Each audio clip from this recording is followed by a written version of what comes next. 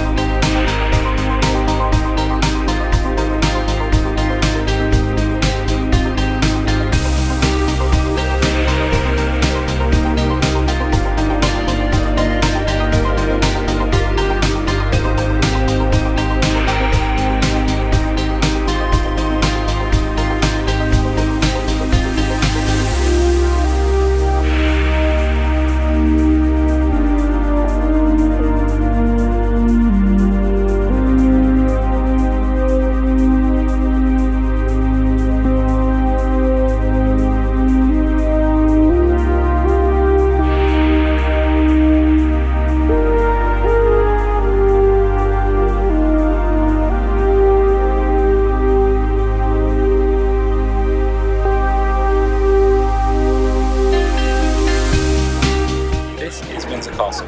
It's the oldest and largest inhabited castle in the world. It leads all the way to a long walk of King George III statue.